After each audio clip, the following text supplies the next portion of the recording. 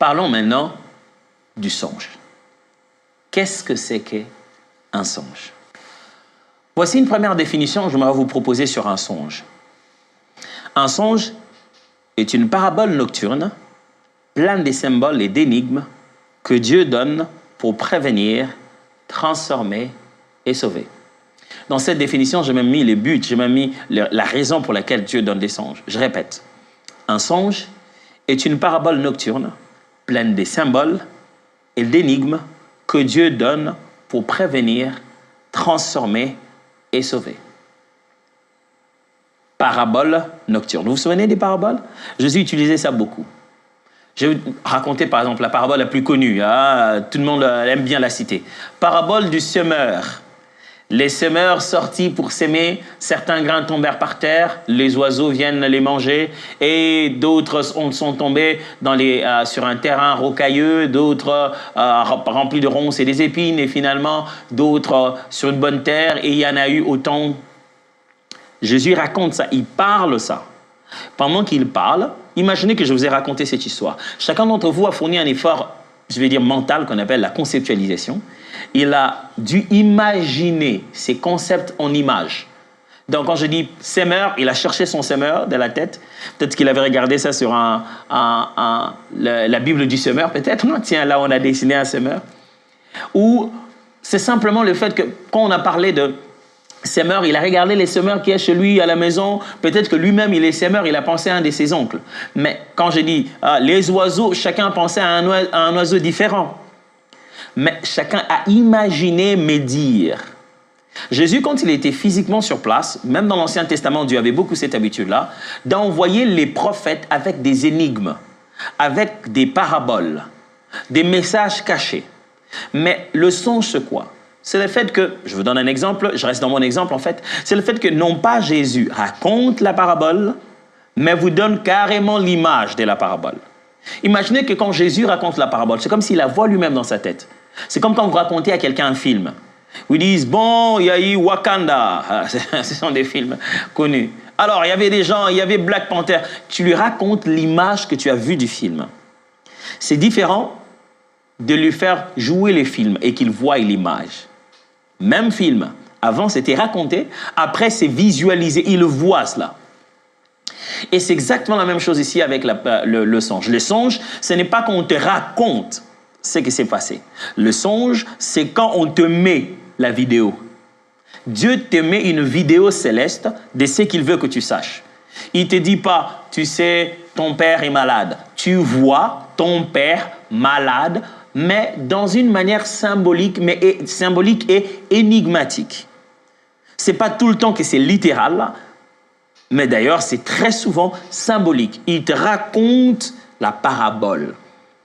Il dit pas, papa est malade, il raconte une histoire de, je sais pas moi, d'herbe ou de blé qui sont mangés, les épis qui consomment d'autres, des vaches maigres, des vaches. Mais le message est à l'intérieur, mais tu vois ça. C'est ce qu'on appelle une parabole nocturne ou bien des images symboliques et énigmatiques. Dieu place des symboles et il place des énigmes et il te le fait voir. Il ne t'en parle pas, mais il te le fait voir.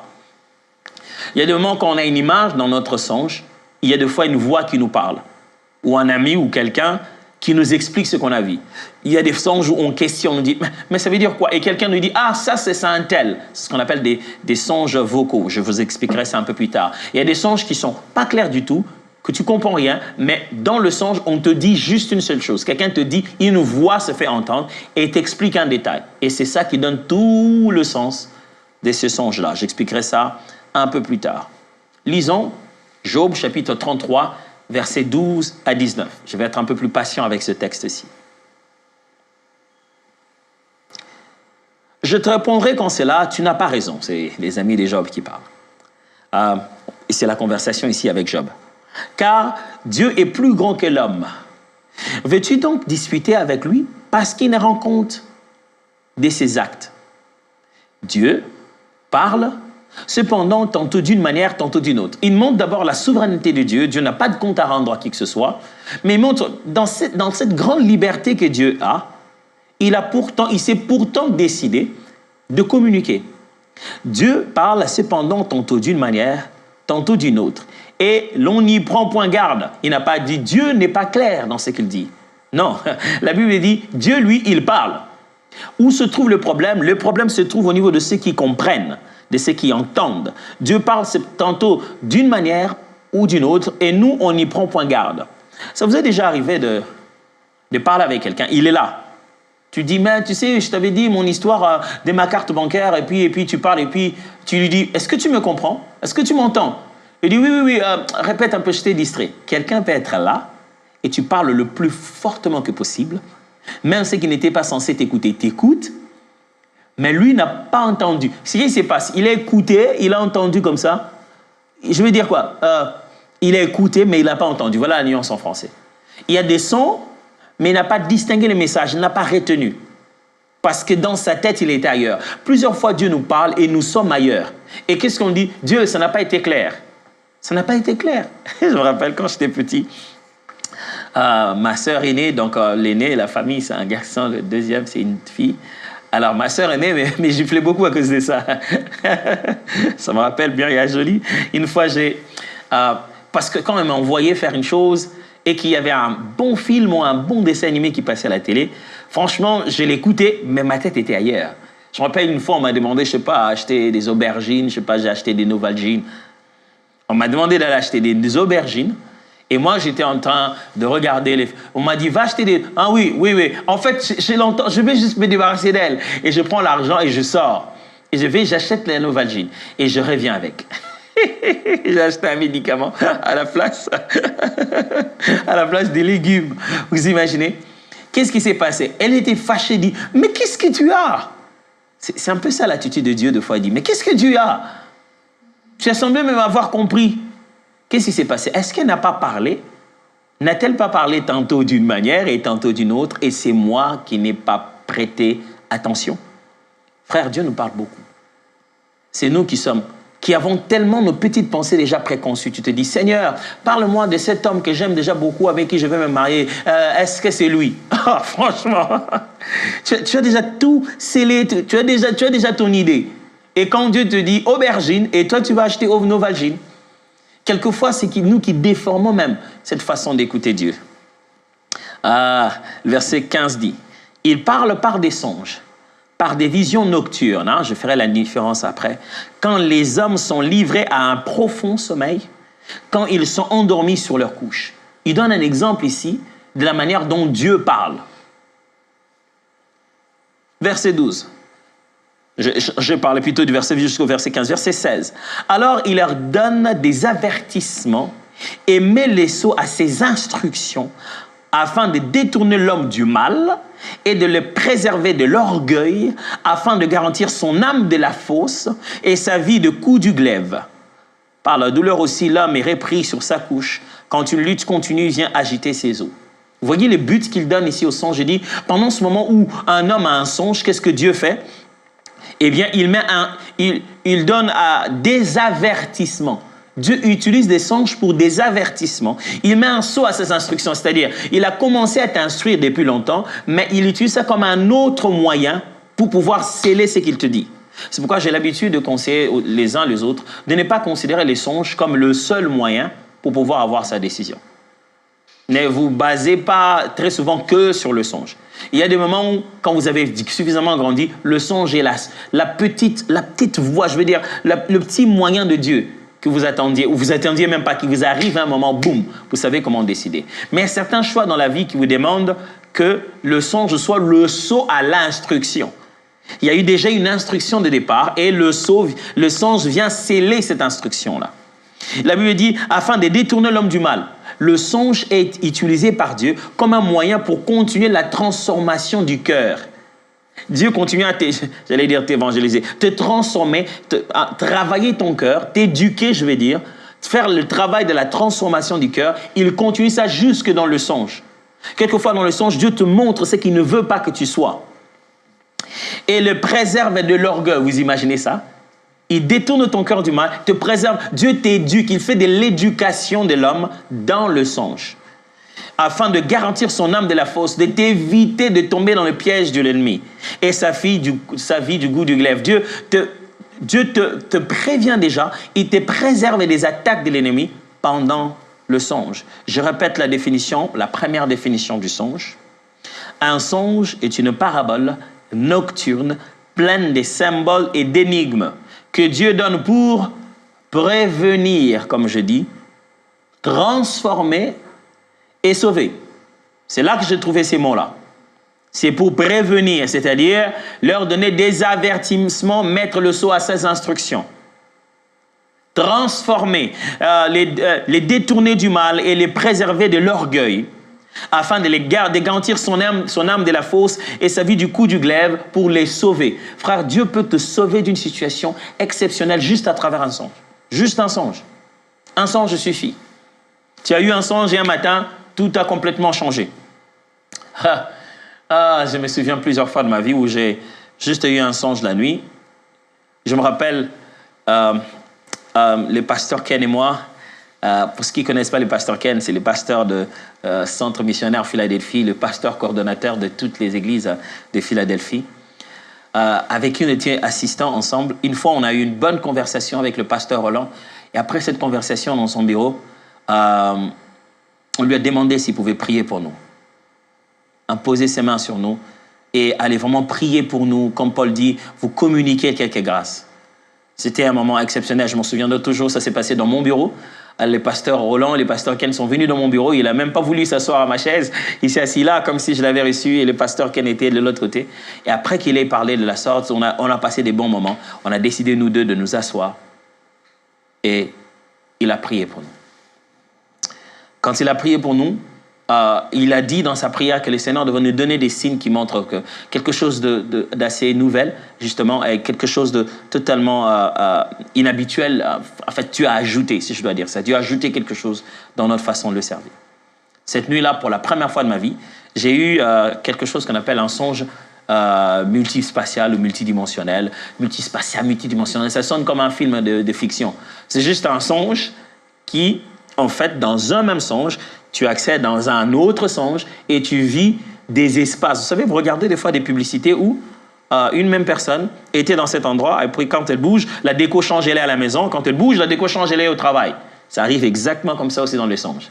Et donc, j'ai eu un songe où dans le même songe, j'ai partagé trois endroits différents. J'ai rêvé des 3 personnes différentes d'une manière si précise. J'ai jamais rêvé comme ça. Ce matin, je m'étais réveillé et j'avais une conscience d'avoir une connaissance précise sur ces affaires. J'ai commencé à appeler chacune de ces personnes. Il lui racontait. Donc, j'ai été ici, j'ai vu ce qui s'est passé dans un bureau et quand on est sorti là-bas, je vis un autre frère dans un autre espace et ce qui s'est passé. Et puis de là, j'ai vu comment l'autre passait et puis le tout a été comme une même séquence, mais les espaces là où j'étais m'ont permis de savoir que j'étais dans des vies différentes. Le changement de cette décoration. Souvenez-vous encore de la publicité dont je vous ai parlé ici. Il y a des pubs où vous voyez, quelqu'un est là chez lui à la maison, l'arrière-plan change, sa tenue change parce qu'il est juste passé, il est ailleurs et puis quand il passe encore, il est ailleurs. C'est exactement comme ça dans les songes aussi. Même pub, même moment dans la pub, vous regardez, la personne change d'endroit, mais chaque milieu, on le place. Chaque contexte d'image, on le place, veut dire qu'il est à la maison, la chose qu'on montre à la pub va être utilisée au travail, la chose qu'on montre à la pub va être utilisée à différents endroits. Ça arrive comme ça aussi dans des songes. Tu as rêvé 3 différents endroits, 3 différentes personnes, mais dans le même songe. J'entends des fois les gens me dire, « Pasteur, j'étais seulement ici quand je suis entré, je suis arrivé en Europe. » Bien sûr. Il existe dans les songes. Il n'y a que dans les songes on peut vivre des choses pareilles. Il n'y a que dans les songes où les vaches sont carnivores. Dans les songes des pharaons, les vaches bouffaient d'autres vaches. Il n'y a que dans les songes où les épis se mangent entre eux. Alors, dans les songes, il nous arrive, la notion de l'espace et la notion du temps est complètement changée. Vous êtes en train d'opérer dans l'éternité là-bas, c'est complètement autre chose. La notion de l'espace n'est pas la même. Vous êtes dans l'éternel. Dieu ne se déplace pas d'un endroit à un autre. Même quand la Bible utilise des langages liés justement à l'anthropomorphisme où Dieu va un peu parler de lui comme avec le langage des hommes en disant « je viens, je descends », mais Dieu ne bouge pas comme nous. Alors, quand tu entres dans le songe, Dieu te fait entrer dans une réalité qui est propre à lui. Et donc, dans ce songe-là, le matin, je me réveille, je pouvais expliquer telle situation qui était dans le travail de celui-ci, telle situation qui était dans le travail de l'autre, je suis tenté de vous parler des mensonges, mais puisque je n'ai pas eu la permission auprès des individus de qui je rêvais, donc je ne pouvais pas vous... je n'ai pas eu la présence d'esprit de leur demander. Je ne vais pas vous raconter leur vie, ce qui s'est vraiment passé. Alors, mais ce qui est sûr, je peux vous dire que j'ai rêvé l'un dans une dimension qui était liée à son travail, l'autre dans sa famille et un autre encore dans son travail. Et en me réveillant dans un seul songe, j'avais 3 réalités de vie différentes. Depuis ce jour-là, ma vie a complètement changé dans la manière de rêver, dans la manière de recevoir des songes en tant que pasteur, en tant que dirigeant du peuple. Et en tant que serviteur de Dieu, comme je dis, pasteur, mais aussi chef de la famille. Dieu fait ça beaucoup pour les chefs des familles. Puisque vous avez la responsabilité de prévenir, la responsabilité de transformer et la responsabilité de sauver, Dieu va vous donner beaucoup de songes. Puisque Dieu veut faire un travail de transformation en vous, et il veut vous sauver, et il veut vous prévenir, il va beaucoup vous donner des songes. Mais en tant que responsable, en tant que dirigeant, vous aurez souvent des songes.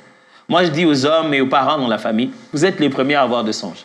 Les enfants, bien sûr, ils ont des songes. Plaise à Dieu, pendant cette session, je ne sais pas si je trouverai le temps de vous apprendre comment interpréter les songes de vos enfants.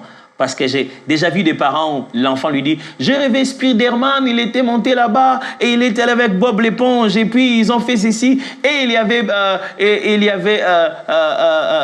Sam le pompier et tout et tout. » On s'est dit « Ah, des rêves des enfants. » Vous voulez que les enfants rêvent quoi? Pendant que quand vous rêvez, vous avez vu Wakanda. Les enfants vont rêver, la base des données de leurs images est dans ça. Il faut juste apprendre comment on interprète les songes des enfants. Les enfants sont des instruments puissants de Dieu par lesquels ils confirment des messages qu'ils donnent aux adultes. Parce que quand l'enfant vient avec toute l'innocence, il te dit « Maman, j'ai rêvé ceci, j'ai rêvé cela ». Si tu sais apprendre, tu sais comment interpréter le songe, tu comprends qu'il a même donné la réponse pour laquelle vous, les parents, vous priez depuis très très longtemps. Alors, je ne vais pas beaucoup vous promettre des choses finalement. Je ne veux pas qu'on se retrouve à un moment où on se dise « Bon, pasteur, tu avais promis ceci. On n'a même pas eu. Quand est-ce qu'il va expliquer comment on explique les songes des enfants ?» Oups, je me mets dans des troubles là moi-même. Je ne sais pas si j'aurai le temps dans cette session-ci, mais plaise à Dieu, peut-être que finalement, dans le livre que je vais écrire, je trouve un moyen de donner les éléments pour ça. Donc, quand vous êtes un leader ou un représentant, une personne de haute autorité, Dieu vous donnera beaucoup de songes. Beaucoup. Regardez, la plupart des songes de l'Ancien Testament, Dieu les a donnés même à des dirigeants non chrétiens. Je veux dire non juifs, sans alliance avec Dieu. Je vous ai lu Abimelech, Pharaon, Nebuchadnezzar. Ce sont des grands songes que je vais vous lire dans la Bible. Ce sont ces gens-là. Mais ils n'avaient pas d'alliance avec Dieu, ils n'étaient pas le peuple juif. Mais Dieu leur parlait par des songes parce qu'ils étaient des autorités. Imaginez-vous, Dieu veut dire à l'Égypte de faire 7 ans à pouvoir emmagasiner et à pouvoir save, how do you say that? Épargner, voilà, épargner ce qu'il y avait. Et au lieu de passer par, allez, il n'avait qu'à parler à Joseph. Joseph allait lui dire non. Ce n'est pas la responsabilité de Joseph. Il parle au responsable, même s'il n'a pas compris. Il parle d'abord au responsable. C'est au responsable de comprendre cela. Alors, il parle au responsable. Je vais vous demander, je vais vous défier aussi, vous les parents, vous les serviteurs de Dieu, vous, que vous soyez parents dans une famille monoparentale, je veux dire la mère ou le père qui est seul ici. Je vais vous défier à utiliser vos droits, à rentrer devant Dieu et dire, c'est à moi de rêver. C'est à moi de voir ça. Je ne vais pas m'endormir comme un sac de boxe. Je vais être prévenu, être transformé et être sauvé. Je veux comprendre les songes. Je me rappelle une fois, Dieu m'a envoyé un songe de transformation. Pas une fois, hein, plusieurs fois, ça m'est arrivé. J'avais un songe. J'étais fâché comme pas possible contre ma femme. Personne ne pouvait m'arrêter. Oh là là là là. J'étais comme Hulk. J'étais fâché, je vous assure, j'étais énormément fâché. Je ne sais même plus ce qu'elle avait fait, mais j'étais fâché. J'étais fâché, déchiré, fâché alors. J'ai cassé des choses, j'étais énervé.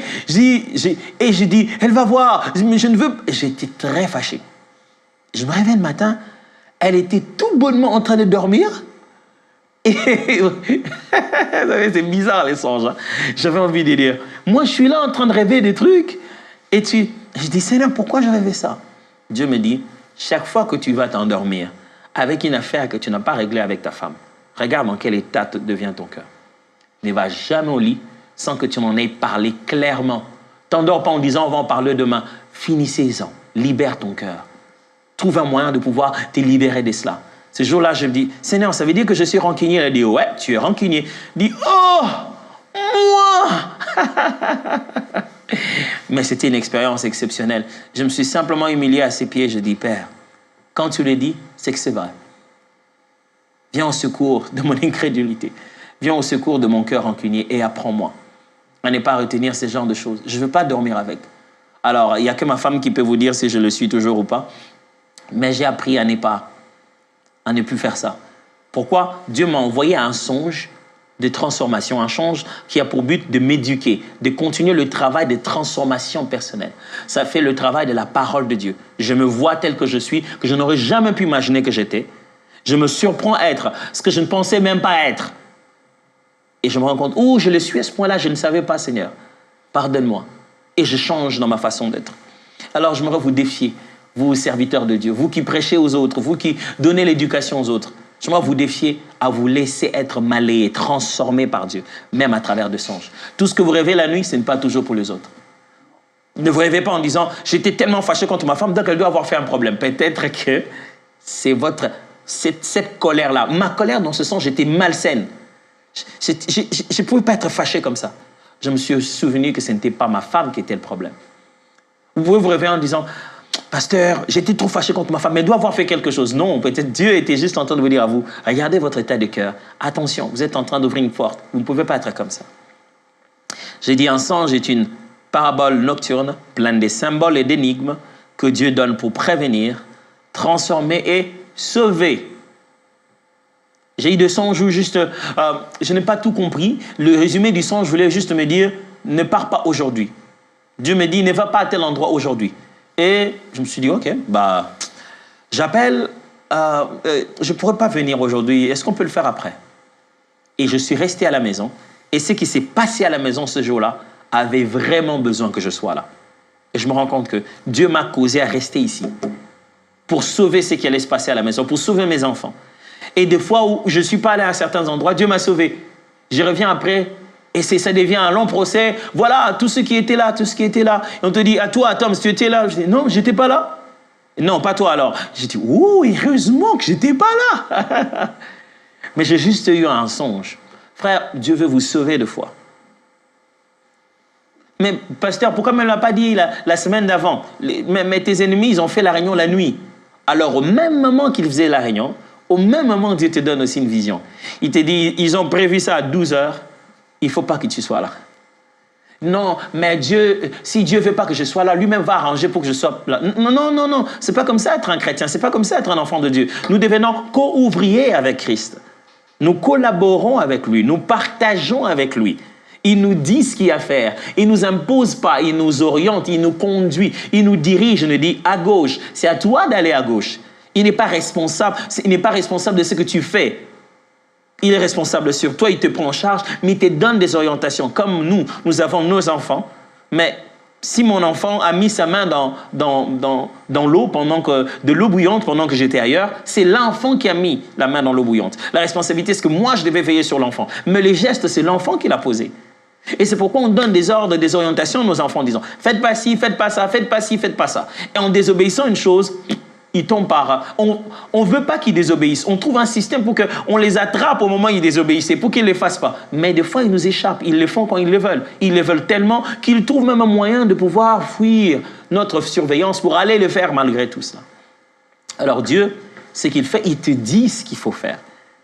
Il ne veut pas juste ne pas te faire partir là-bas. Il te dit, ne pars pas demain. Ne prends pas l'avion demain. Ne fais pas ci. Mais tu te dis, je vais perdre beaucoup d'argent. Ah non, mais je vais quand même y aller. Ah, si on se mettait à écouter Dieu, nos vies seraient vraiment différentes.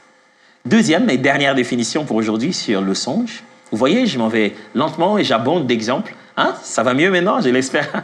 Je l'espère bien. Alors, deuxième définition que je vous propose sur le songe. Le songe est une oreille spirituelle. C'est ça. Le songe est une oreille spirituelle. Écoutez maintenant comment je vais étendre cela. C'est voir les mots que les oreilles entendent. C'est ça le songe.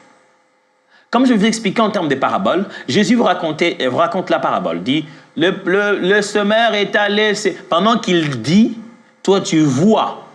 Maintenant, le songe, c'est le fait que pendant qu'il parle, tu vois exactement. Pas tu imagines pas avec tes images seulement, tu vois exactement aussi ce qu'il voulait que tu voies. Le songe, souvenez-vous quand je vous ai parlé du langage de Dieu, de la voix de Dieu et de la parole de Dieu, quand Dieu parle, on le perçoit, on perçoit la parole de Dieu. Et quand Dieu parle, ça vient aussi en image. Le songe, c'est la parole de Dieu, mais entendue en image. Donc, ce sont des oreilles, mais spirituelles. C'est bizarre, hein? Pasteur, pourquoi tu dis le songe, c'est des oreilles spirituelles? Je vous expliquerai ce que Habakkuk est en train de dire en disant « J'étais à mon oreille j'étais à mon poste. J'étais là pour entendre ce qu'il allait me montrer. » C'est comme ça qu'il dit littéralement. Donc, il a dit « J'étais là pour écouter ce qu'il allait me montrer. » Waouh, Habakkuk, il n'y a pas une erreur là?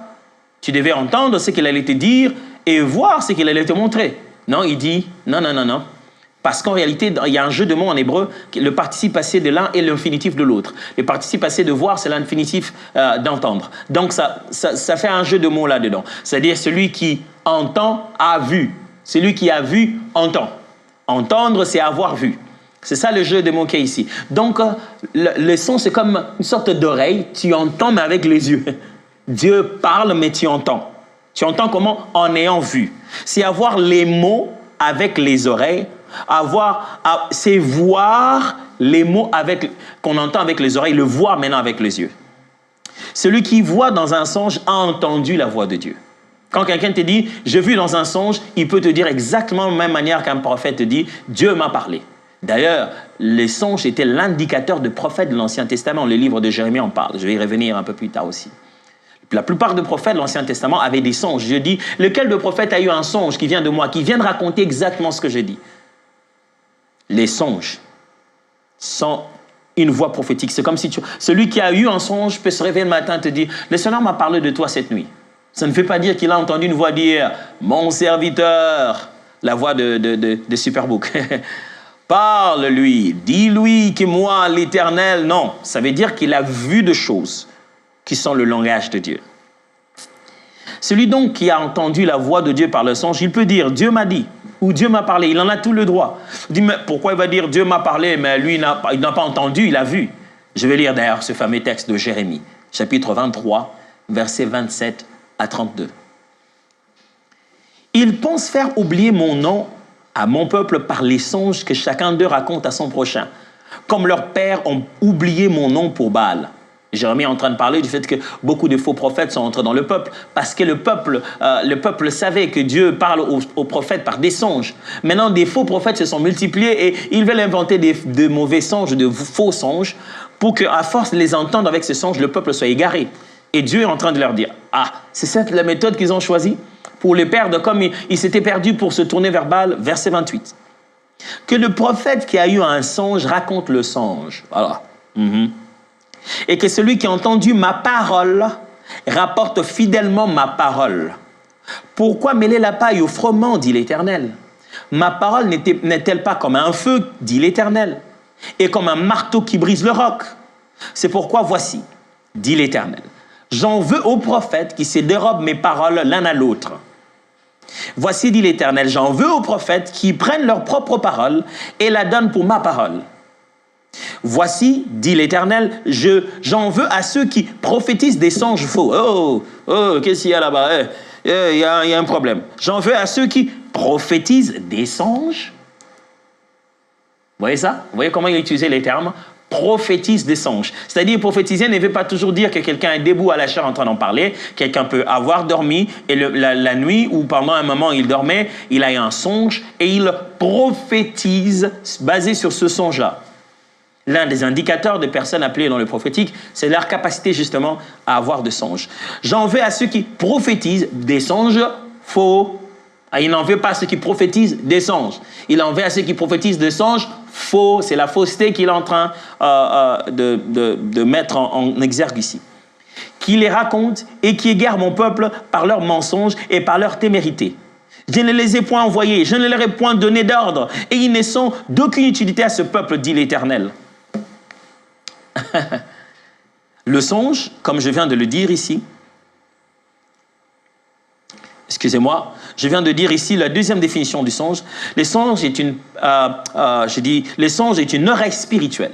C'est voir les mots que les oreilles entendent. En fait, qu'est-ce qui se passe quand toi tu rêves?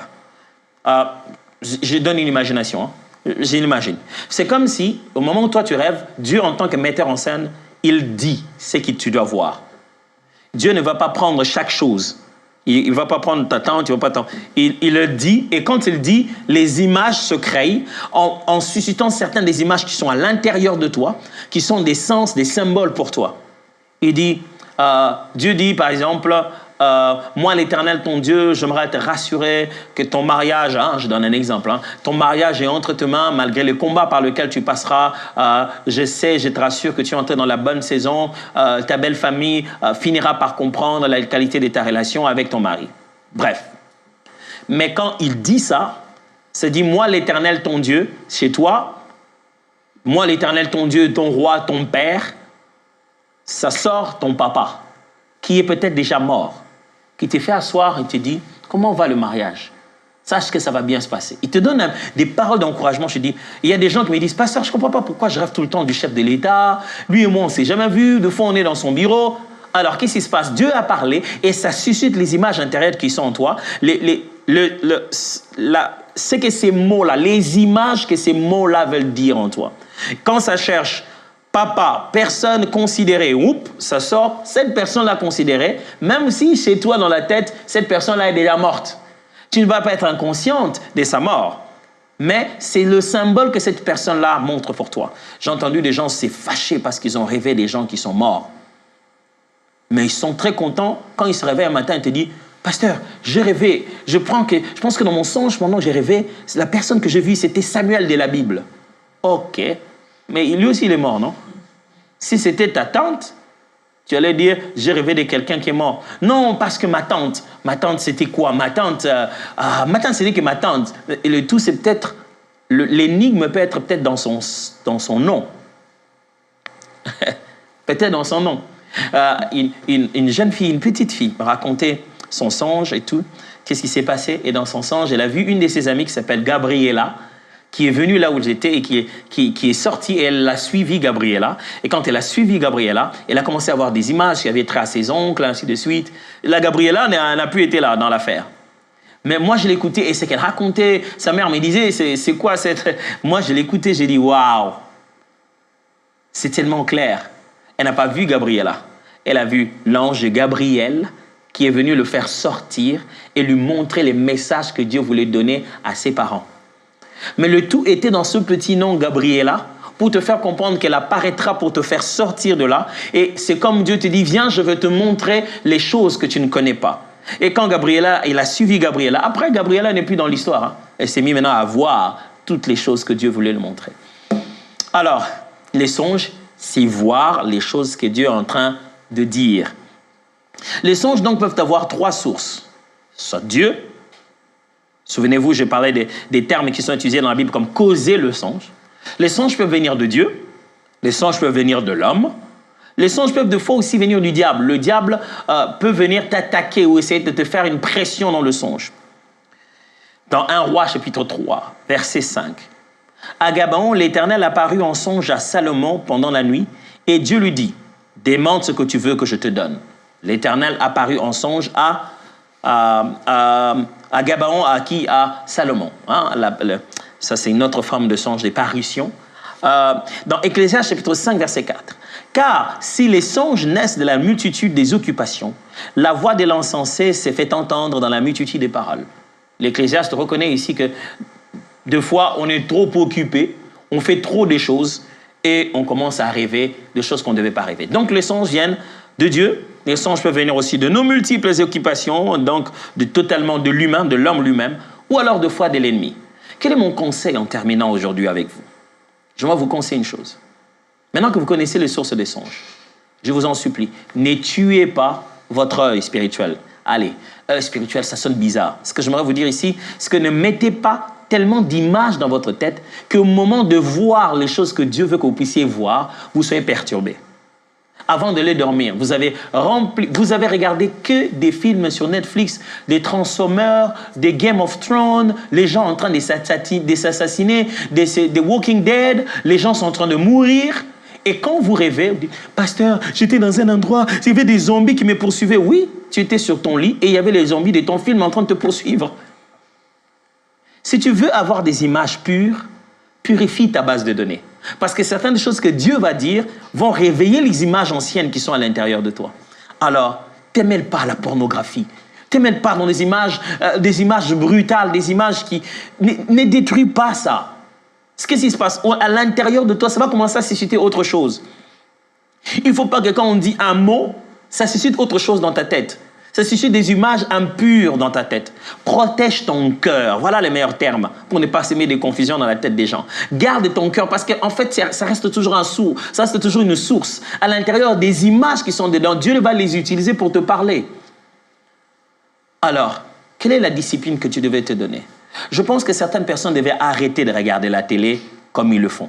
Arrêter de devenir dépendants de leur téléphone comme ils le font. Arrêter certains moments. Il y a des heures qu'il faut arrêter de regarder certaines choses. Juste parce que tu ne dois pas le faire. Certaines choses ne sont pas si mauvaises, mais ce n'en est pas l'heure. Tu vas aller dormir, il est 23 heures, tu vas regarder un Ricardo et un Antonio avec une Maria et une Véronica, hein?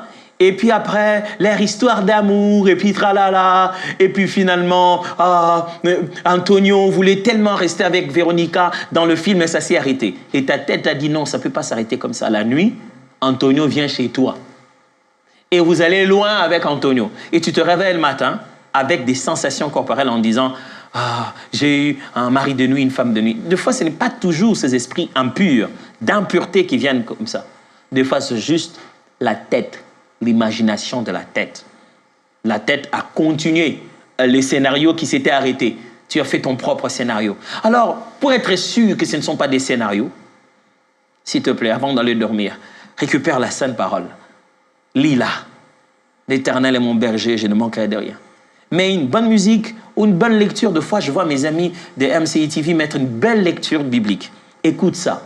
Il y en a tout plein sur Internet, mais ça... Avant de dormir, ça te parle de la bonne parole de Dieu. Il y a une bonne... Écoutez bien ça. Vous savez, les principaux sacrificateurs, ce qu'ils faisaient? Les jours où ils sont censés entrer dans les saints des saints, la nuit, ils ne dormaient pas. Ils étaient interdits de dormir. Pourquoi? Parce qu'ils devaient être purs. S'ils n'étaient pas purs, ils mouraient à l'intérieur. Puisqu'il n'allait pas qu'en son nom, au nom de tout le peuple, on lui évitait de dormir pour que ses pensées ne puissent pas être impures. Toute la nuit, il restait éveillé et on était en train de lui lire toute la loi. Il était éveillé, on lui lisait, il n'a qu'à penser à ça. Et il lisait ça jusqu'au matin.